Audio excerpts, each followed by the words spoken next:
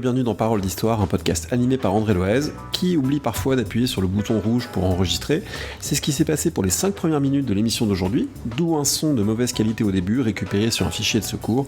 Alors je vous invite à rester quand même le temps que ça s'arrange, parce que je pense que l'entretien en vaut la peine avec Margot Giacinti, chercheuse post-doctorante en sciences politiques sur la notion de féminicide dans l'histoire. Merci et très bonne écoute malgré tout. J'ai le plaisir d'être aujourd'hui avec Margot Giacinti. Bonjour. Bonjour. Vous êtes chercheuse en sciences politiques, post-doctorante au CRESPA CNRS. Vous avez publié cette année un livre en partie tiré de votre thèse qui s'appelle « Le commun des mortels, faire face au féminicide » aux éditions Divergence. Alors, le féminicide est au cœur de votre travail, qui est un travail à la fois, on pourrait dire, d'histoire des idées sur cette notion même, comment elle émerge, quelle est sa préhistoire, et puis aussi sur des affaires très concrètes qui permettent de le comprendre. Ma première question serait sur l'origine de ce travail. Est-ce que c'est une origine purement académique, une origine militante, quelque chose qui est entre les deux, sachant que militant, ça n'a rien ici de péjoratif évidemment, c'est des sujets évidemment très très importants. Donc comment c'est né l'idée de travailler sur cet enjeu ? Alors cet enjeu, il est né de plusieurs constatations. Peut-être la première, c'est que déjà j'avais remarqué dans les années 2010 la présence dans certains films de meurtres de femmes et qui étaient présentés de manière très jouasse quoi. Donc par exemple dans le film de Jacques Demy, Les Demoiselles de Rochefort, à la toute fin, on a la tenancière de bar qui parle d'un féminicide qu'elle voit dans la presse et elle en fait une chanson et voilà, c'est assez joyeux. Et donc ça m'interrogeait, je me disais mais comment on peut parler de la mort de quelqu'un avec autant de joie ? Et donc je me suis rendu compte finalement que c'était assez structurel parce que je voyais vraiment même par exemple par rapport au cas Quentin, un traitement qui me semblait poser problème. Donc ça c'était le premier constat. Et le deuxième constat, c'est que j'étais quelqu'un qui était assez politisé dans mon parcours. Voilà, dans ce cadre-là, j'ai pris des positions politiques qui n'ont visiblement pas plu aux autres étudiants et j'ai reçu pour ça des menaces de mort. Donc en fait cette double constatation, le fait qu'une grande représentation des meurtres de femmes pensée de manière assez non dénoncée plutôt, et de l'autre côté ces menaces m'ont amené à me dire il y a peut-être un nœud à cet endroit du meurtre de femmes. Si je comprends bien, tout ça se passe avant 2019, qui est, comme vous le racontez dans le livre, le moment un peu de visibilité maximale de cette question, notamment à travers des collages, on en reparlera peut-être dans l'espace public. Donc ça se joue avant. Oui, ça se joue avant. Ça se joue plutôt, on va dire, dans un moment qui est assez compliqué pour les mouvements sociaux, notamment féministes, qui est la décennie des années 2010, où il n'y a pas encore cette politisation très forte comme on peut l'avoir aujourd'hui de la question des violences. Alors si les gens se demandent en écoutant ce podcast d'histoire pourquoi on parle de ces questions très actuelles, c'est parce que vous avez fait une généalogie de la notion de féminicide en remontant à la fin du XVIIIe siècle dans un travail qui est un travail de sciences politiques, mais de sciences politiques nourries d'archives. Donc moi j'ai tendance à dire à ce micro qu'on fait une même discipline, simplement on l'a fait de manière parfois avec des méthodes un peu différentes, mais qu'au fond c'est l'unité des sciences sociales. Est-ce que vous vous positionnez de ce point de vue-là, point de vue disciplinaire, histoire, sciences politiques, archives, théorisation ? Alors, on va dire que la thèse m'a amenée à devenir historienne. C'est-à-dire que, les politiciens, il y en a qui traitent des questions qui sont plus lointaines. On a Samuel Hayat, on a Anne Verjus, sur des époques beaucoup plus lointaines. Mais, en tout cas, on va dire que la difficulté du sujet du féminicide posait la question de ne pas pouvoir, en tout cas en sociologue, avoir des victimes qui parlaient. Parce que les victimes ne sont plus là. Et donc, il fallait adopter une méthodologie qui en fait, permettait d'avoir un certain nombre de faits, et donc, d'où l'intérêt de remonter, en fait, un peu plus loin pour aussi avoir pas de dérogation dans les dossiers d'archives. Oui, parce qu'il faut bien savoir que les archives judiciaires, de mémoire, c'est 100 ans le délai pour pouvoir les consulter. Donc, ça veut dire qu'une affaire qui est passée en cour d'assises en 1970, on n'a pas accès, sauf cas exceptionnel, à ces documents. Donc, ça veut dire que vous vous donniez un matériau avec des prises de parole, de témoins, des interrogatoires, etc., qui densifiaient l'enquête. Oui, exactement.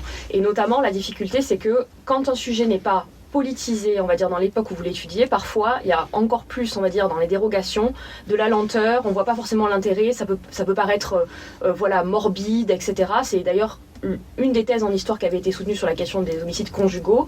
Donc dans les années 90, Gemma Gagnon disait on n'arrêtait pas de m'interroger sur le choix de ce sujet parce qu'il paraissait macabre.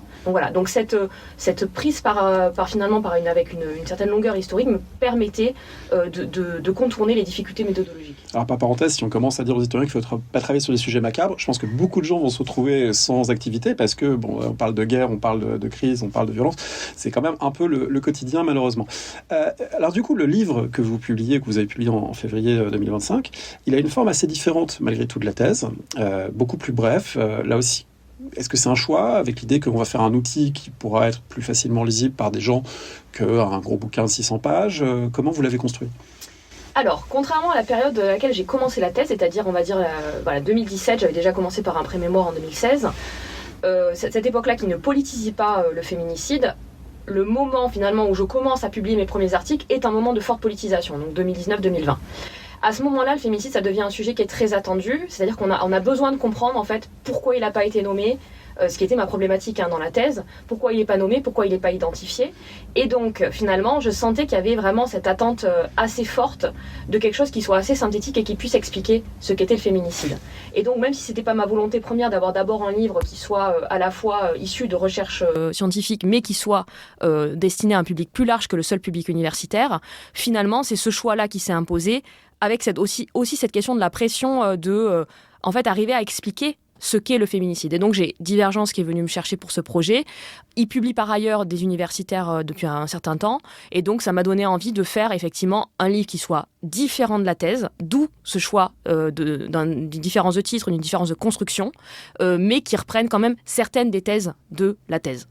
Alors, la construction, on va en dire un mot, parce que c'est un livre qui est organisé en 2 parties, vraiment très, très distinctes, évidemment, avec des points de correspondance, mais une première partie qu'on pourrait dire peut-être plus histoire des idées, pour voir l'émergence d'une catégorie de pensée pas nommée comme telle avant les années 1990 et ensuite qui est nommée comme telle avec des détours et des avatars. Et puis, dans un deuxième temps, des études de cas, et des études de cas qui permettent de confronter la catégorie de pensée à un matériau empirique. Comment vous avez choisi ça ? Comment ce dispositif est né ? Alors, je l'ai choisi vraiment en lien avec la question de la thèse. Dans la thèse, j'ai essayé de montrer en fait, que ce n'est pas parce que le féminicide n'est pas nommé comme tel qu'il n'existe pas. Et pour ça, j'avais 2 manières de le prouver, de montrer qu'il y avait eu des pensées majoritaires qui cachaient en fait des pensées subalternes qui commençaient à imaginer le féminicide, et des faits sociaux qui étaient des féminicides, qu'on pouvait qualifier a posteriori féminicide. Dans ce petit livre, je voulais en fait récupérer toute la pensée minoritaire qui se passe à plusieurs époques pour essayer de montrer un peu l'unicité de ces théorisations féministes et montrer que ce qui émerge dans les années 90, c'est-à-dire le féminicide, meurtre d'une femme parce qu'elle est une femme, avec toutes les théorisations qui vont s'en suivre et qui vont arriver jusqu'à nos jours, a une historicité. Et donc pour ça, en fait, si vous voulez, j'ai pioché dans les différents chapitres qui parlaient des considérations majoritaires, donc par exemple du crime passionnel, etc. J'ai pioché les pensées subalternes et j'en ai fait, en fait, je les rassemblais en une seule partie, d'où la construction de cette première partie.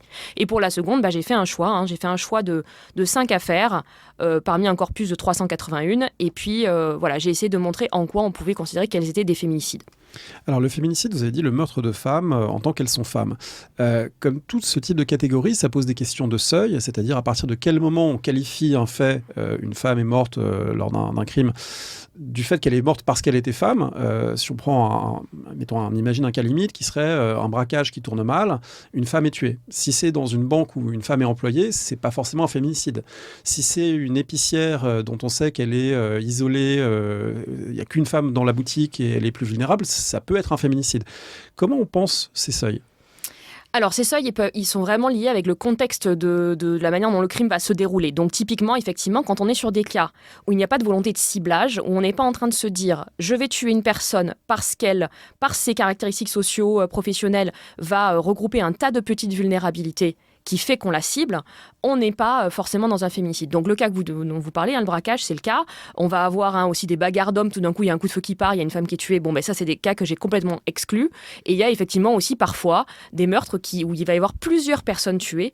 Et donc on va avoir du mal à trouver, en tout cas si c'est pas explicite, une forme de ciblage. Dans ce cas-là, ce n'est pas un féminicide. Donc ça veut dire que pour construire votre corpus de 381 affaires, si je comprends bien, vous en avez regardé davantage et vous avez resserré la focale en les passant chacune au crible, en disant il faut que j'ai tous mes critères. Exactement. Et donc, ça m'a amené à écarter une vingtaine de cas qui sont dans ce genre de situation. Voilà. Alors après, se pose aussi le cas des femmes qui tuent des femmes, où là aussi, ça interroge sur ce que ça pourrait être, ce féminicide-là, qui est assez compliqué à saisir. Alors, en faisant cette généalogie de la notion de féminicide qui devient un terme vraiment nommé de manière formelle, surtout dans les années 1990, on rencontre plusieurs autres mots. On parle par moments de conjugicide, de gynocide, etc. Est-ce qu'on peut faire un tableau peut-être de ce vocabulaire qui a longtemps été hésitant, sans parler des gens qui ne l'utilisent pas du tout, mais il y a des gens qui se posent la question malgré tout et qui hésitent un peu sur le vocabulaire. Quels sont les termes, les catégorisations qui existent ? Alors, en effet, vous avez raison, il y a plusieurs catégories qui préexistent à la catégorie féminicide et qui font même penser que parfois, il y a eu un début de problème public quand même à cet endroit. Alors, en particulier, je vais parler de 2 termes. Peut-être, alors, la catégorie pénale qui existait sous l'Ancien Régime, c'est l'uxoricide, donc tuer l'épouse. Et c'était considéré quand même comme un crime plus grave parce que c'était un crime de la parenté. Ce crime de luxoricide, en fait, il a au départ, il est vraiment pensé pour être le meurtre de l'épouse, et puis il devient progressivement, avec la jurisprudence, aussi le meurtre de l'époux par l'épouse. Donc on a une symétrisation à nouveau d'un fait, on n'identifie pas un crime sexo-spécifique. Bon, ce terme va être abandonné avec la Révolution, mais on va retrouver dans les discussions autour du second code pénal, donc le code pénal de 1810, cette catégorie, un conjugicide, qui voudrait dire en fait la même chose que l'uxoricide, on va dire dans sa version symétrisée, donc meurtre de l'un des 2 époux, et qui va être discuté pour être consacré dans le code. Alors finalement, cette catégorie, elle n'est pas consacrée, tout simplement parce que la peine qui lui est associée, c'est d'avoir le point droit coupé, de revêtir une tunique rouge, une exécution en place publique. On estime que c'est trop grave comme peine et qu'on veut la réserver aux parricides. Voilà, donc il y a une sorte de hiérarchisation des crimes qui fait que finalement la catégorie ne va pas être consacrée tout simplement parce qu'on n'a pas réussi à résoudre ce problème de la peine. Sachant que là on est dans le code pénal napoléonien qui déjà a une régression très forte par rapport au code pénal révolutionnaire qui avait quand même introduit l'esprit des Lumières dans la pénalité, puisqu'on avait supprimé un certain nombre de peines infamantes, de marquage au fer rouge, etc. Là, on revient à des choses beaucoup plus répressives et brutales dans le code pénal napoléonien, mais malgré tout, c'est pas considéré comme aussi grave qu'un parricide. Eh ben non, c'est pas considéré comme aussi grave, mais on sent bien que c'est quand même un crime qui n'est pas, on va dire, lambda, et qu'il est quand même perçu par la justice comme étant grave parce qu'en fait il atteint le mariage dont la cellule familiale est classée familiale si elle est désorganisée, elle est troublée, elle ne peut pas produire les enfants pour la société. Et donc ce n'est pas quand même pas un crime qui est peu grave, comme par exemple peut l'être certains crimes qui vont se passer dans de l'intimité non mariée, par exemple dans le concubinage, mais on va dire que ce n'est pas politisé de la même manière que le féminicide aujourd'hui. Alors il faut évidemment rappeler qu'on est dans une période, et c'est vrai globalement jusqu'à la fin du XXe siècle, où les personnes qui catégorisent ça sont des hommes, et les personnes qui ensuite, dans les procédures judiciaires, instruisent, jugent, et les jurys sont masculins, globalement jusqu'au dernier quart du XXe siècle. Exactement, et on va retrouver les premières avocates que je vais retrouver, un premier acteur vraiment de la procédure pénale qu'on va retrouver, c'est plutôt les années 70. Alors avant cela, malgré tout, il y a une première brèche, on va dire, dans un peu cette invisibilité de ce type de violence spécifique, dans ce qu'on appelle, disons, la Belle Époque, les dernières décennies du 19e et début 20e, avec la structuration de mouvements féministes, aussi bien en France qu'en Grande-Bretagne et dans d'autres pays. Et vous citez notamment des cas français et britanniques dans lesquels un certain nombre de femmes écrivent des textes, réfléchissent à des questions. Vous citez notamment Hubertine Auclert. Alors, est-ce qu'on peut dire un mot de quelle manière, en gros, l'idée c'est qu'elle est une pionnière de la pensée du féminicide sans utiliser ce terme. Elle en a déjà cerné beaucoup de caractéristiques. Tout à fait. Alors, Hubertine Auclert, donc figure du proue du mouvement suffragiste. Elle est connue donc du coup plutôt pour la lutte sur la question des droits civils et politiques. Et en fait, on se rend compte par l'analyse des écrits qu'elle a laissés, notamment dans la presse, donc dans Le Radical, par cette petite rubrique qui s'appelle Le féminisme, plusieurs textes qui intéressent quand on travaille sur la question des violences. Parce qu'on sent bien que sous sa plume, finalement, la violence existe à plusieurs endroits, dans le mariage, mais ça peut être aussi en dehors, elle a de multiples causes, par exemple des disputes quant à la question de l'héritage, de l'argent dans le couple, etc. Et que ça va mener à une mort de femme évitable. Donc on a une définition ici qui n'est pas forcément pénale, mais plutôt sociologique en fait de ce crime-là, et qu'elle arrive doucement à identifier. Et alors elle va utiliser des variables de ce mot féminicide. Donc on va retrouver une fois le mot féminicide, une fois le mot famicide, une fois c'est fémicide. Donc voilà, ça tâtonne. On n'est pas du tout sur une conceptualisation qui est figée et qui est, on va dire, très... il n'y a pas une définition nette, mais on voit bien qu'elle saisit à la fois les difficultés des femmes dans le mariage qui mènent à leur mort, mais aussi, par exemple, elle va citer ce cas que je trouve assez génial de impossibilité pour les sages-femmes d'utiliser le forceps. Donc elles se retrouvent à constater la mort de femmes en couche alors qu'elles auraient pu l'éviter, et donc Hubertine Auclert parle de fémicide pour ce cas. Impossibilité, disons-le, parce qu'il y a une prétention au monopole du savoir obstétrique par le corps médical masculin. Et du coup, ce sont des morts évitables, pas des morts volontaires, mais des morts qui découlent de quelque chose qui est systémique. Donc c'est en ça que c'est original. Exactement. En fait, on n'est pas ici dans un meurtre direct, mais une forme de meurtre indirect, parce que ces femmes, finalement, auraient complètement pu être sauvées. Mais vu qu'on n'a pas donné l'autorisation à ces sages-femmes d'utiliser cet outil qui est réservé aux médecins gynécologues, elles se retrouvent à juste simplement être passives devant le fait qu'elles savent très bien que ces femmes vont mourir. Alors, il y a deux choses qui sont d'autant plus intéressantes dans cette période des années 1880-90. C'est d'abord que dans ce qu'on discute, il y a ce fameux code pénal de 1810 qui a quand même indiqué que certains meurtres de femmes sont excusables si le mari a constaté d'adultère. Et là, pour le coup, c'est pas symétrique. C'est-à-dire le mari peut être excusé du meurtre de sa femme. Et donc ça, c'est quand même quelque chose qui est présent, qui est inscrit dans la loi. Et un certain nombre de gens vont vouloir le remettre en cause. Et puis, un deuxième aspect très intéressant, c'est que le divorce a été légalisé par la Troisième République. Et qu'un certain nombre de gens, et Hubertine Auclair peut-être en fait partie, avaient pensé que ça ferait baisser les violences conjugales et les meurtres de femmes, c'est-à-dire que des femmes ne seraient plus prisonnières d'une relation violente et pourraient divorcer. Or, c'est pas tout à fait ce qui se produit.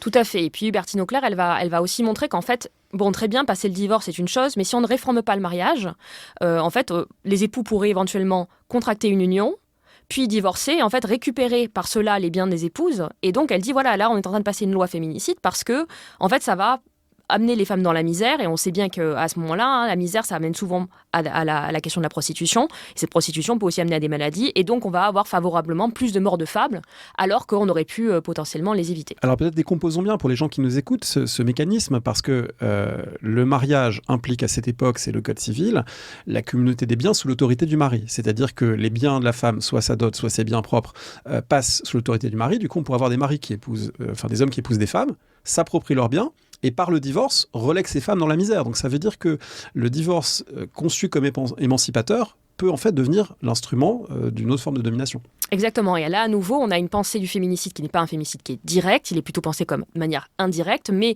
il s'inscrit bien en fait dans une lecture des rapports sociaux. Et c'est ça qui est assez formidable dans cette écriture d'Hubertine Auclair, c'est qu'on va vraiment réussir à saisir que les inégalités dans le mariage, dans les relations professionnelles, ont des conséquences sur la vie des femmes. Alors, dans ce même contexte des années 1880, il y a une série d'affaires terribles qui passionnent l'opinion britannique, et en Grande-Bretagne, le féminisme est encore plus structuré qu'en France. C'est l'affaire dite de Jacques l'Éventreur, c'est-à-dire des meurtres de prostituées londoniennes au cours de l'année 1888. Dans quelle mesure ça donne naissance, disons, à un constat que là, il y a quelque chose qui serait de l'ordre de l'incontournable. On ne peut pas nier que des femmes ont été ciblées.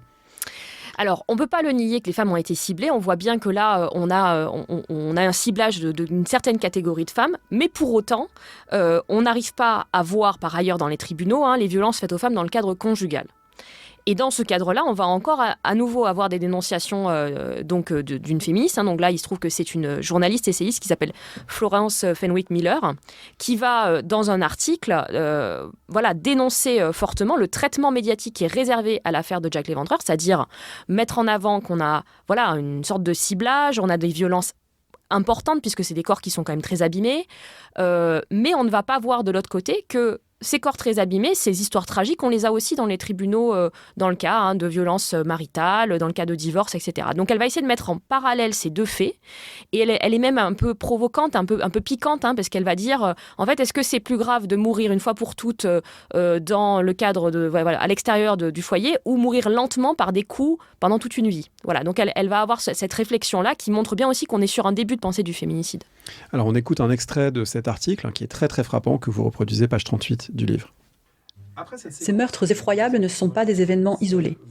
Ils sont partie intégrante d'une série constante et sans cesse croissante de cruautés perpétrées contre les femmes, considérées si légèrement par le public et traitées avec tant d'indulgence par les juges que ce doit être une source de véritable surprise pour un homme lorsqu'il découvre qu'il y a de fortes chances qu'il soit pendu pour le meurtre d'une femme ou envoyé aux travaux forcés pour une tentative de meurtre sur une femme. Les meurtres de Whitechapel sont en fait banals, et même peu cruels, à côté de ce que certains juges et jurys ont déclaré au cours des 12 derniers mois comme n'étant pas des meurtres du tout. Semaine après semaine et mois après mois, des femmes reçoivent des coups de pied, des coups de poing jusqu'à ce qu'elles soient écrasées, coupées en morceaux, poignardées, couvertes de vitriol, mordues et viscérées avec des tisonniers chauffés au rouge et délibérément incendiés. Et ce genre d'indignation, si la femme meurt, est appelé homicide involontaire. Si elle vit, c'est une agression de droit commun. Commun, en effet. Mettons un terme à la prétention selon laquelle les femmes sont pleinement protégées contre le meurtre et la violence par les lois de leur pays. Il faut bien reconnaître et admettre que tuer une femme n'est pas un meurtre. Pas plus dans un cas sensationnel que dans un cas plus courant. Après cette séquence des années 1880-90, vous arrivez aux années 1970. Alors je me suis posé la question en vous lisant, est-ce que ça veut dire qu'aucune penseuse n'a cerné cette question, ou est-ce que c'est juste un choix de mettre vraiment l'accent sur le moment clé où ça s'est construit de façon plus formalisée? Est-ce qu'il se passe quelque chose entre la Grande Guerre, on va dire, et le militantisme des années 1970? Alors, en tout cas, s'il se passe quelque chose, moi, je ne l'ai pas trouvé. J'ai essayé, j'ai quand même essayé de voir. Alors, on a des textes qui sont un peu, dans les années 1910-1920, on a quand même des dénonciations des violences, mais on va dire que le lien très ferme avec le féminicide n'existe pas. Donc, c'est pour ça que j'ai préféré ne pas les inscrire. J'imagine, et je pense qu'il y aura toute une génération aussi qui se saisira de ces questions, qu'on va découvrir peu à peu, en fait, qu'il y a beaucoup plus d'occurrences que ce que j'en ai trouvé, moi. On arrive aux années 1970 avec un moment tout à fait marquant qui est un tribunal international des crimes contre les femmes en 1976 qui se tient à Bruxelles. On va peut-être le décrire un peu. Avant ça, il faut dire que cette forme du tribunal international, c'est une forme en fait, qui est déjà expérimentée par pas mal de milieux militants, le tribunal des crimes de guerre au Vietnam, etc. Donc, qu'est-ce que ça dit, l'idée de monter ce type même de mobilisation ? Alors ça dit déjà peut-être un rapport avec le droit qui est quand même assez particulier. On voit bien, mais c'est déjà le cas aussi du côté des féministes dites de la première vague, qu'il y a un lien avec le droit qui est assez net, c'est-à-dire qu'on veut à la fois redéfinir les crimes et lutter contre des définitions qui seraient androcentrées, donc en fait qui ne prendraient principalement en considération que l'expérience des hommes. Donc on voit bien ici, là, ce nom, tribunal international, qu'elle cherche à reproduire à une forme en fait, de tribunal populaire, où elle pourrait parler donc, des crimes qui est en fait la catégorie qui précède la catégorie violence. Voilà, donc on est dans ce moment important. Ce tribunal, pour autant, en fait, c'est plus une tribune parce qu'il ne s'agit pas de juger quelqu'un. Il ne s'agit pas de juger l'État, il ne s'agit pas de juger les hommes. En fait, il s'agit surtout de mettre en commun et de se rendre compte un petit peu de la dimension structurelle des violences. Voilà, à la différence du tribunal pour le Vietnam, où Russell et Sartre avaient dit, voilà, on met en accusation les États-Unis de commettre des crimes de guerre, etc. Et il y a eu un grand retentissement. Donc, on adopte cette forme, mais finalement, c'est un moment de prise de parole. Alors, qui est-ce qui participe à ça ? Alors, au départ, donc, le comité qui organise cherche à essayer de provoquer en fait la création de mouvements de libération des femmes. Donc, elles attendent un petit peu des militantes de tous les pays, de manière à soit faire en sorte qu'il y ait, suite à ce tribunal, des mouvements qui se créent, soit de permettre de mieux structurer des mouvements qui seraient très éparpillés. Bon, par exemple, c'est le cas en France. Donc, il y a donc évidemment la majorité des militantes viennent de l'Europe de l'Ouest, donc il y a énormément d'Allemandes, des Suissesses, des Italiennes, des Autrichiennes, des Françaises, des Espagnoles qui sont venues aussi en masse, des Belges, des Anglaises. On va aussi avoir des militantes qui viennent d'Afrique du Sud, du Japon. Et vu que c'était l'année de la femme, l'année juste avant, et qu'il y avait une grande conférence en Amérique latine, on va avoir aussi la représentation de femmes d'Amérique latine et centrale. Et il y a aussi, bien sûr, les Américaines qui sont très importantes et assez structurantes en fait dans l'organisation du tribunal. Un tribunal qui, à vous lire, a un côté un peu bordélique. C'est-à-dire qu'il y a à la fois des prises de parole très minutées, et il faut que tout le monde puisse s'exprimer. Et puis on est dans ce moment militant des années 1970 où on tient d'où tu parles, qui parle, etc. C'est très important qu'on respecte des formes d'égalité, etc. Et puis il y a aussi des irruptions, des gens qui viennent dire nous on est lesbiennes, pourquoi vous en parlez pas ? On a l'impression que comme on ouvre une tribune, plein de choses vont s'engouffrer qui ne sont pas forcément spécifiques au féminicide et que du coup, ça n'a peut-être pas les effets de structuration que certaines auraient pu en attendre. Oui, en fait, il y a un vrai choc des cultures militantes dans ce tribunal parce que les mouvements n'en sont pas au même moment, c'est-à-dire les Italiennes, les Françaises sont assez avancées dans leur théorisation. Il y a des mouvements qui sont beaucoup moins structurés. Et donc, tout le monde n'en est pas au même moment. Et c'est pour ça que les Américaines avaient pensé quelque chose de assez minuté, pour pouvoir que tout le monde ait le temps de parler, etc. Sauf que cette forme, cette manière de procéder, c'est-à-dire une salle, des micros, quelqu'un qui compte le temps, ça ne parle pas à beaucoup de militantes européennes, en particulier françaises et les Espagnols. Donc, les Françaises et les Espagnols, elles vont avoir un petit peu ce rôle de dire, en fait, c'est pas comme ça qu'on fait les choses dans le milieu féministe. Nous, on s'assoit par terre, nous, on parle sans micro, nous, on se coupe pas la parole, on coupe pas la parole à une femme qui parle, etc. Donc, elles vont critiquer très fortement la forme et aussi le type de sujet parce qu'elles sont déjà plus avancées, en fait, dans ce qu'on peut appeler la conscientisation. Donc, elles s'ennuient un peu, en fait, à ce tribunal et donc, ce côté bordélique, c'est aussi une manière un peu, alors du côté des Françaises en particulier, que j'ai particulièrement étudié, voilà, de remettre de la provocation, de l'humour, et donc elles viennent avec effectivement cette banderole sur « Sommes-nous ici pour élire Miss Oppression ?» qui peut être un peu étonnant quand en fait on y réfléchit, parce qu'elles viennent dénoncer en fait le côté un peu victimaire en fait de ce tribunal. Et voilà, cette manifestation des lesbiennes, c'est aussi une manière de dire en fait, dans les militantes qui sont présentes, il y a beaucoup de lesbiennes. Donc ce tribunal est le produit en fait de cette énergie-là. Pourquoi on le dit pas ? Donc voilà, il y a très fortement un petit peu cette ambiance un peu électrique, bordélique, parce que ces cultures militantes très diverses, ces agendas politiques très divers se rencontrent. Et en fait, on voit que ça restera vrai à partir du moment où la notion de féminicide est ensuite mieux cernée, cristallisée. C'est à la fois quelque chose qui, dans le monde féministe, fait consensus sur le problème et l'urgence qu'il y a à y faire face, mais fait pas forcément consensus sur les causes, sur les réponses, sur le sens à donner, sur la dimension davantage sociale, avec une lecture marxiste, par exemple, du crime, ou sur une lecture plus différentialiste, l'essence féminine. Il y a Antoinette Fouque qui défend cette idée, par exemple, qu'on se rend compte que il y a à la fois un noyau dur de refus évidemment de ces violences des féministes, mais en même temps ça donne lieu, et c'est des mouvements qui sont très variés encore aujourd'hui, ça donne lieu à plein d'interprétations différentes. Oui, tout à fait. On va avoir des prises de parole qui, quand on les lit, donc il y a un ouvrage qui est tiré de ce tribunal, on va se rendre compte un petit peu de la diversité des manières de penser les faits, des approches théoriques qui sont très différentes. On a déjà un féminisme, par exemple, qui est très anticarcéral, qui est représenté par les Espagnols qui ont eu la pratique en fait des prisons sous Franco. Donc ils portent ça. On a effectivement les mouvements de libération français, le mouvement de libération français, où on va avoir toute une partie des militantes qui sont qui sont quand même assez proches finalement du milieu marxiste, donc elles ont les matérialistes sont assez présentes. On va avoir par contre aussi des femmes qui n'ont pas ces pratiques-là, qui viennent plutôt, donc on a des groupes de femmes notamment italiennes, napolitaines, qui sont plutôt autour de liées aux questions de l'art, etc. Donc qui ont une vision plutôt différentialiste en fait. Et donc on n'arrive pas à la fin de ce tribunal avec forcément des définitions extrêmement précises des faits. On a plutôt une circulation de certaines pratiques, par exemple le self-help, donc le fait de partager des savoirs et des connaissances pratiques sur les questions gynécologiques. Alors, self-help, entraide, solidarité, c'est aussi, et ça c'est très intéressant en vous lisant, de voir que c'est dans les années 1970 que ça apparaît, un numéro d'appel en France qui permet de commencer quand même à organiser les choses pour les victimes et pour la prise de parole. Alors, pour une partie du mouvement de libération, oui. On va dire que pour l'autre, elles sont déjà c'est la question massive qui est là, c'est la question du viol. Et donc, en fait, elles ont organisé quelque peu après le tribunal les journées à la mutualité, en 1976 aussi, où là, vraiment, elles essaient de penser qu'est-ce qu'on veut par rapport au viol, est-ce qu'on veut de la prison, etc., etc. D'une partie de ce mouvement de libération des femmes, donc en particulier la Ligue du droit des femmes, on a la volonté de se dire on va essayer de saisir cette question des violences. Et il y a un sous-groupe qui va se créer qui s'appelle SOS Femmes Battues. Alors ce sous-groupe, il est tout petit, il y a 3 ou 4 militantes au départ, et elles vont progressivement, donc c'est des militantes qui n'avaient pas forcément toujours été identifiées d'ailleurs par celles qui ont travaillé sur les mouvements féministes dans les années 70, et ces militantes, donc, en particulier je pense à 2, donc Vicky Colombet et Toby Gemperley-Gilbert, sont étudiantes, colocataires, et vont chez elles installer un numéro destiné à recevoir les appels des femmes battues. Oui, il faut bien dire, c'est pas le numéro vert officiel actuel avec l'appareil gouvernemental derrière, c'est quelque chose de complètement artisanal. Tout à fait. Mais on peut dire qu'une certaine manière, c'est un premier 39-19, mais de manière très amatrice. Donc, elles ont cette ligne. Elles ont même réussi à embaucher une étudiante qui vient quand elles ne sont pas là.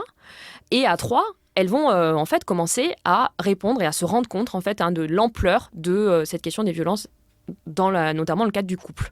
Violences qui n'étaient pas nommées comme telles. Elles nous disent notamment un des grands mythes qu'il y avait à ce moment-là, c'est ces violences sont pensées comme si les femmes sont battues, c'est parce qu'elles aiment ça. Donc une forme de sadomasochisme. Et elles doivent lutter vraiment contre ce mythe-là. Alors, ces prémices, on pourrait dire, de mise en place d'une pensée théorique, d'une cause du féminicide, finissent par aboutir en 1992. On saute évidemment quelques étapes, mais c'est un moment très important, au livre Femicide de Diana Russell et Jill Radford, qui est un moment clé de définition et de manière de nommer ce qui se passe. Exactement. En fait, Diana Russell, c'est celle qui a vraiment donné toute son énergie pour monter le tribunal. C'est elle qui va, pendant plusieurs plusieurs années donc elle est sociologue, elle travaille en Californie et elle va faire un tour de l'Europe pour essayer de rencontrer ces mouvements. Donc c'est à ce moment-là qu'elle va avoir l'idée avec d'autres femmes de ce tribunal.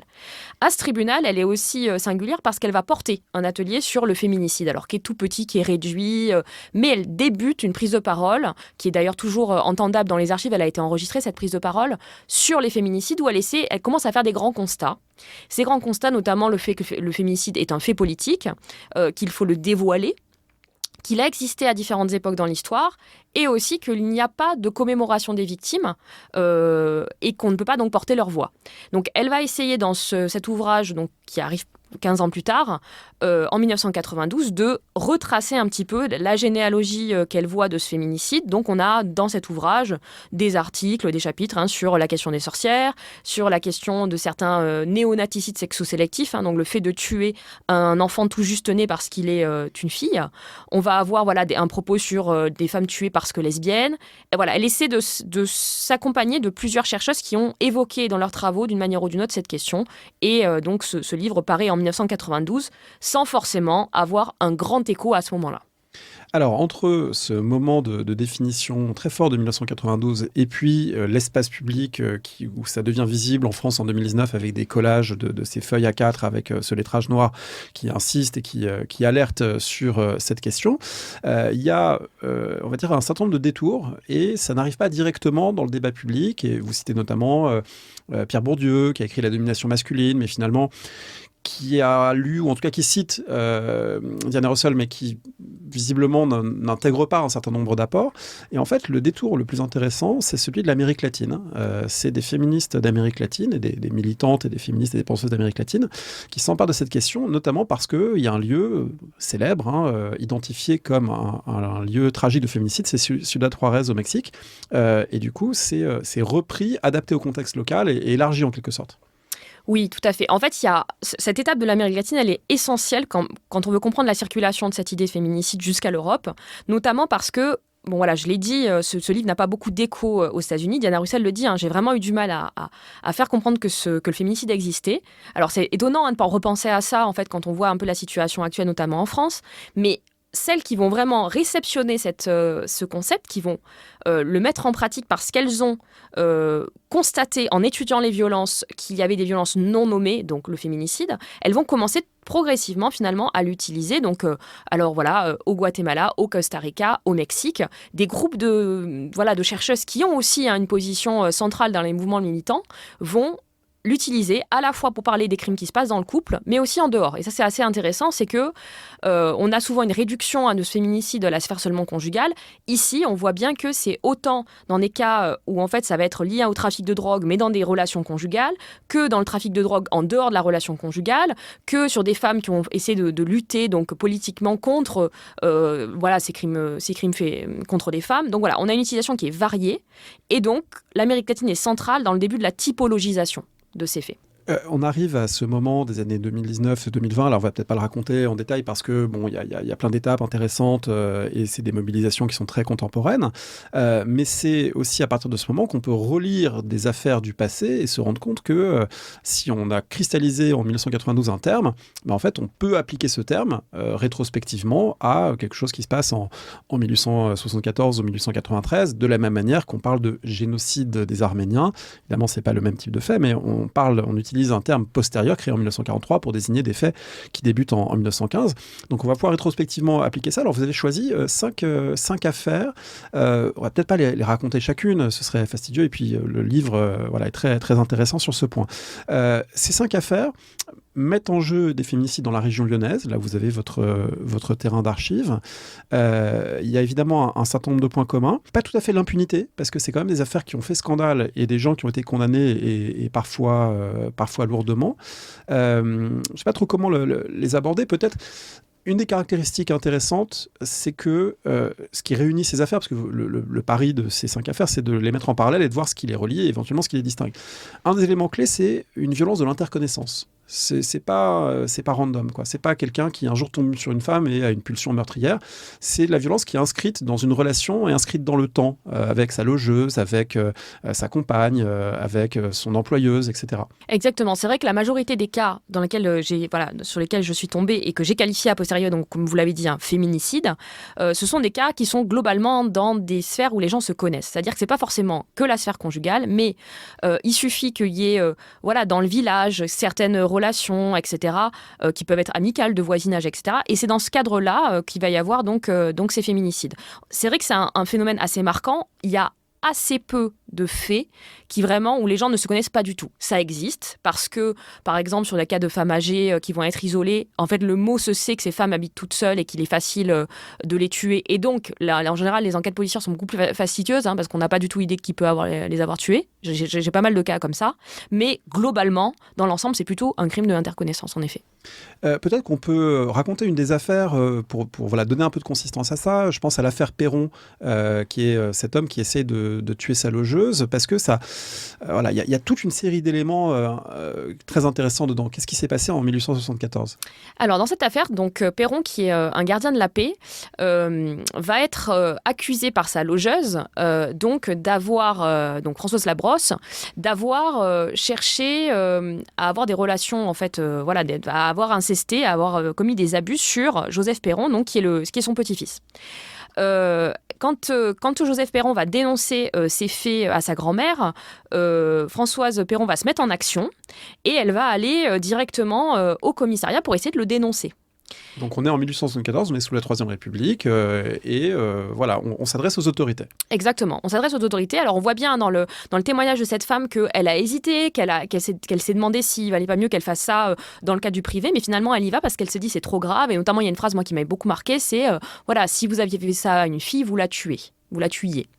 Donc vraiment une prise de conscience de l'importance de ces violences, et donc elle va essayer qu'il n'habite plus chez elle. Elle veut essayer de faire en sorte qu'il n'intervienne plus, et probablement aussi d'atteindre à sa carrière policière.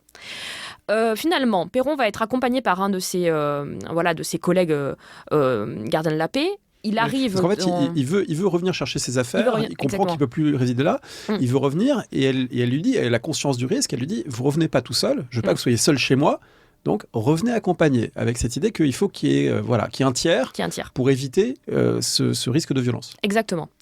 Et finalement, Joseph Perron va, au moment de récupérer ses affaires, tirer sur la fille de Françoise Labrosse, donc Maria Labrosse, la mère de Joseph.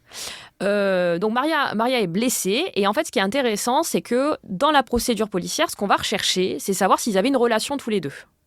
Donc cette question des violences sexuelles commises sur un enfant ne va pas vraiment au départ être prise en compte. La première, on va essayer de voir, donc il va d'ailleurs le dire, il va essayer, on sent un moment de faire passer un peu son crime pour un crime passionnel, puisqu'il dit j'étais amoureux d'elle alors qu'il n'y a aucun fait, et surtout que c'est un homme probablement qui était homosexuel et qui avait plutôt des relations avec des hommes. Bon, on va dire que cette question passionnelle, elle va d'ailleurs intervenir pour la victime, puisque la victime va devoir se justifier d'avoir un enfant toute seule, d'être une fille mère finalement, et Joseph Perron finalement va être à nouveau embêté, mais il va être embêté plutôt sur le côté de vous avez des relations avec des hommes. Donc on voit bien que dans ce procès, jamais en fait on a la question de il a tué cette femme parce qu'il voulait se venger en fait de quelque chose, d'un fait qui a été dénoncé. Et donc il dit à un moment une phrase intéressante dans la procédure, il dit j'ai tiré sur elle parce que je pensais qu'elle avait dit à sa mère que j'avais eu des relations avec l'enfant, et que c'est pour ça en fait que je me retrouvais coincée. Avec quelqu'un qui était venu avec une arme, autrement dit, il y a une autre dimension, ce sont les préparatifs, ce ne sont pas des actes, les actes que vous étudiez, en tout cas ce qui permet de les relier souvent, c'est le fait qu'il y a une inscription dans le temps, il y a des menaces, et puis il y a un passage à l'acte, et entre les deux, il y a eu souvent des préparatifs, on a pris une arme, on a établi des plans, parfois on a ciblé quelqu'un pour savoir à quel moment on allait pouvoir agir sans être vu, etc. Tout à fait. Les féminicides, globalement, on voit très nettement, souvent, on ne va pas reconnaître la préméditation parce que ça amène à des peines qui sont assez sévères et les magistrats, à un moment, veulent éviter la peine de mort ou la déportation à Cayenne. Donc, on va avoir des tentatives de disqualification de ces faits. Donc, on ne reconnaît pas la préméditation, mais force est de constater à la lecture des archives que ces faits, en général, sont prémédités. Et un des éléments de la disqualification, c'est, vous y avez fait allusion, la dimension passionnelle, avec l'idée que, après tout, et c'est comme ça qu'un certain nombre de jurys soit acquittent, soit attribuent des peines relativement légères, s'il y a de la passion, c'est excusable, c'est compréhensible, et surtout s'il y a de la passion, c'est individuel, émotionnel, et c'est en aucun cas structurel. Exactement. En fait, la difficulté de cette catégorie passionnelle, c'est qu'elle va avoir tendance à individualiser. On va vraiment se demander pourquoi cet homme a tué cette femme, au lieu de se demander pourquoi il y a un ensemble d'hommes qui vont tuer un ensemble de femmes. Cette dimension passionnelle, ça fait partie de ce que j'ai appelé moi le paradigme passionnel, donc paradigme majoritaire en fait dans l'analyse des faits, qui rend impossible en fait de lire, de penser le féminicide, donc le meurtre d'une femme parce qu'elle est une femme. On ne se pose pas cette question-là. Et donc, ça entrave la possibilité finalement de reconnaître que c'est un fait structurel, de grande ampleur, prémédité, et disqualifié dès qu'il s'agit de faire intervenir la dimension passionnelle. Alors, un des éléments très intéressants de l'affaire Perron, vous l'avez évoqué, mais c'est vrai aussi pour d'autres affaires, et c'est vrai de manière plus générale, c'est que la catégorie féminicide, elle doit aussi se penser en lien avec la vulnérabilité des enfants. C'est-à-dire qu'il y a souvent des enfants qui sont soit témoins, soit victimes collatérales, soit origine ou cause ou motivation d'un homme qui va tuer une femme parce qu'il veut violer un enfant, l'autorité sur un enfant, etc. etc. Autrement dit, ce n'est pas des sphères étanches et la catégorie de féminicide, elle n'est pas, à essentialiser comme couper d'autres personnes et d'autres cibles. Oui, tout à fait. En fait, il y a des féminicides qui sont motivés par le fait qu'il y a une dénonciation, notamment en lien avec des questions de violence sexuelle sur mineurs. Et c'est important de le dire parce qu'on n'a pas souvent... des cas comme ça, il y en a dans les archives, mais on a du mal à prendre conscience qu'il peut y avoir un lien, et notamment quand il va y avoir des mères qui tentent, des mères ou des femmes qui tentent finalement d'essayer de protéger ses enfants d'une manière ou d'une autre, en agissant. Cette action, elle va souvent se retourner contre elles, et elles vont être victimes ou tentatives, ou être la victime d'une tentative de crime. Donc voilà, c'est des cas qui sont importants, et c'est aussi pour ça que j'avais choisi cette affaire, parce qu'il me semblait intéressant dans les 5 affaires d'avoir au moins une qui montrait ces violences sexuelles sur mineurs. Ouais, sachant qu'il y a aussi l'affaire Le Lièvre en 1820, où là, c'est moins des violences sexuelles, mais c'est des enfants maltraités, empoisonnés, les mères sont empoisonnées, les enfants aussi. Enfin, c'est une affaire épouvantable dans ce qu'on dirait aujourd'hui être un tueur en série qui a épousé exclusivement des femmes, s'est approprié leurs biens et les a fait disparaître en prétextant des maladies. Oui, là aussi, cette figure du tueur en série, on la déconnecte souvent en fait, du cadre conjugal, parce qu'on se dit, on a cette vision vraiment aussi qui est liée à une représentation, notamment dans les films, dans les séries, d'un criminel qui n'a aucun lien, qui va cibler des femmes avec lesquelles il n'a aucun lien, qui ne le connaissent pas ou peu, etc. Et là, en fait, quand on regarde un petit peu les archives, on voit quand même qu'il y a cette figure du serial killer d'épouse. Elle est, on va dire, le cas Le Lièvre vraiment est un cas exceptionnel parce qu'il en tue plusieurs, mais en fait, des hommes qui vont tuer ou tenter de tuer une ou deux femmes, on en a. C'est aussi pour ça que j'avais choisi cette affaire. En plus, elle est assez, on va dire, elle est assez dense cette archive par rapport à celle que je peux avoir dans le même moment en 1820, puisqu'il y a toute une, on essaie vraiment on voit pas au début qu'il a tué, et notamment on voit pas parce qu'il a tué une concubine. Et ça, c'est vraiment important, c'est-à-dire que finalement, le crime qui est en dehors du mariage, dans cette première période de ce premier 19e, en fait, elle est passée sous silence parce que c'est pas si important que ça. Dans beaucoup de ces affaires, il y a une dimension sexuelle, soit explicite, soit implicite. Beaucoup des victimes sont trouvées avec leurs vêtements relevés. Il n'y a pas forcément eu des passages à l'acte, et puis de toute façon, la médecine légale de l'époque ne va pas forcément chercher ça, mais en tout cas, c'est une dimension qui, physiquement ou symboliquement, est présente dans beaucoup d'affaires. Oui, tout à fait. On a cette dimension sexuelle. On peut avoir des féminicides qui sont motivés pour des raisons sexuelles, c'est-à-dire qu'on a des tueurs qui voulaient avoir des relations sexuelles qui lui ont été refusées. Donc c'est par exemple le cas notamment de la dernière affaire de 1954, qui est une archive, c'est pour le coup qui est une archive que j'ai eue par dérogation. Et donc on a un homme qui essaie d'avoir des relations sexuelles avec sa patronne s'y refuse et elle est tuée pour ce fait-là, devant par ailleurs sa petite fille. Et donc elle est trouvée effectivement en jupe relevée. Là on a vraiment des photos qui attestent de la manière dont le corps a été trouvé. Cette question sexuelle, elle est assez importante et elle est aussi assez mineure dans le cadre, enfin en tout cas quand on imagine les féminicides pensés aujourd'hui en France, parce que en fait elle pose problème. On a des fois du mal à identifier que c'était la motivation principale. On va des fois plus le voir sur des aspects un petit peu conjugaux. Donc c'est-à-dire qu'un mari qui aurait fait ça, vu que c'est son mari, on ne va pas penser la motivation sexuelle, mais elles sont bien présentes et elles sont assez massives. Il y a évidemment des dimensions économiques, de vulnérabilité économique. C'est pas n'importe quelles femmes qui sont ciblées, c'est souvent des femmes qui n'ont pas d'issue, qui sont dans une forme de dépendance, qui sont isolées socialement. Donc il y a aussi le féminicide. Ça peut exister dans tous les milieux, évidemment. Il y a un lieu commun qui serait, il n'y aurait que les couches populaires dans lesquelles il y aurait des violences. Évidemment, c'est pas ce que vous dites, mais malgré tout, il y a quand même des dimensions, il y a des populations plus vulnérables que d'autres, plus, entre guillemets, tuables que d'autres. Donc, le titre de ce livre s'appelle « Le commun des mortels ». Pourquoi ? Parce que l'idée, c'était d'arriver à saisir ce qui était structurant dans le féminicide. Et un des faits marquants en fait, dans le féminicide, c'est que les victimes sont souvent exploitées. Alors, elles peuvent être exploitées sexuellement, on vient de le dire, mais elles peuvent être aussi exploitées financièrement. Donc, on a beaucoup de cas, finalement, où on se retrouve avec des femmes, on se dit, les femmes, elles sont moins payées à cette époque, bon, il n'y a pas forcément, il n'y a pas de retraite, et en fait, ce sont elles, parfois, qui sont les pourvoyeuses.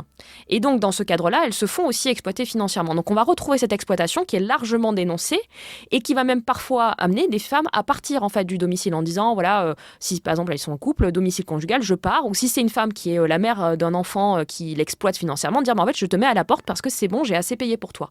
Donc ça c'est assez intéressant, finalement c'est des femmes qui essaient de s'organiser pour survivre avec le peu qu'elles ont, avec le peu qu'elles peuvent avoir, mais c'est aussi quelque chose qui va devenir un argument en fait pour les tuer. Et ça, c'est tout le chapitre que vous consacrez à l'agentivité et au fait que c'est un exercice un peu délicat au plan méthodologique, à la fois de constater des morts, des victimes, des violences et du coup des gens qui ont été privés de leur vie et donc de leur parole et de leur capacité d'action, mais qui avant ça ou en même temps que ça ont cherché à agir. Autrement dit, le résultat final du féminicide ne dénote pas l'absence d'action. C'est un échec des personnes qui ont cherché à s'en sortir, mais ça ne veut pas dire qu'elles n'avaient pas essayé. Alors cette dimension plutôt d'action de la part des victimes, elle m'a beaucoup surprise au départ parce que je ne pensais pas la retrouver. Je m'étais dit vraiment, on sera dans une forme de domination tellement importante que les femmes ont tellement peu de marge de manœuvre qu'on ne va pas réussir dans l'archive rédigée par des hommes à saisir ça. Et en réalité, en lisant vraiment, mais ça, effectivement, vous le dites, ça nécessite quand même d'être attentive en fait aux mots qui sont aussi posés par les témoins. Donc c'est aussi une méthodologie d'écoute ou de lecture entre les lignes de ce que disent les témoins, de retrouver les traces d'agentivité. Alors l'agentivité telle que définie par Judith Butler, c'est faire ce que je peux faire avec ce qu'on a fait de moi. Donc là aussi, à nouveau, on saisit bien les rapports sociaux.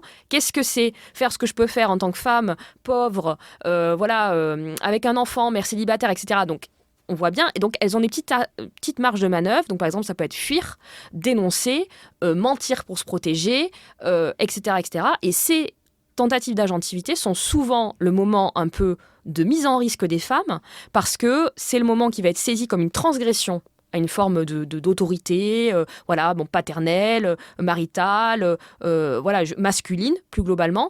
Et c'est le moment où elles risquent de se faire tuer le plus. Une dernière question qui sort de la période, mais parce qu'il y a un texte très très récent qui a été publié, qui pose la question du lien entre le féminicide et la culture populaire contemporaine. Je ne sais pas si vous l'avez vu, c'est le texte d'Jean Jablonka qui pose la question du lien structurel ou pas entre un type de littérature qu'on appelle dark romance, qui met en scène des héroïnes fortes et en même temps soumises à des hommes violents, etc. Et puis la réalité sociologique du féminicide. Alors je ne sais pas si... Qu'est-ce que ça vous inspire, cette idée qu'on serait dans un moment contemporain dans lequel il y aurait une mise en scène peut-être dangereuse, en tout cas interrogée de ces faits? Alors, c'est vrai que les féministes appellent ça une forme de backlash. Le backlash, c'est le fait que l'action amène aussi des féministes... peut amener une forme de retour, une forme de conservatisme ou de masculinisme. Et donc, effectivement, dans ce genre de la dark romance, on a peut-être quelque chose qui se joue là-dedans, c'est-à-dire une forme de, je sais pas comment le dire, une compromission entre une figure qui semble finalement forte, mais quand même un système de violence. Donc ça, c'est assez net, assez important. La politisation du féminicide, elle amène forcément à quelque chose, une dénonciation qui est massive, mais à la fois qu'il peut y avoir aussi des retours, des réponses, des actions qui sont un peu à côté. Et moi, je pense que le fait que ce genre-là, en fait, ait un certain succès, notamment auprès des personnes plus jeunes, dit quelque chose du fait que d'accord, ok, le féminicide, mais en fait, on reste dans un système quand même de domination assez fort. Et notamment, on voit bien, on a des dénonciations de violence chez les personnes jeunes qui sont très importantes et qui disent bien aussi peut-être que la domination masculine est pernicieuse. Elle peut se retrouver par plusieurs endroits.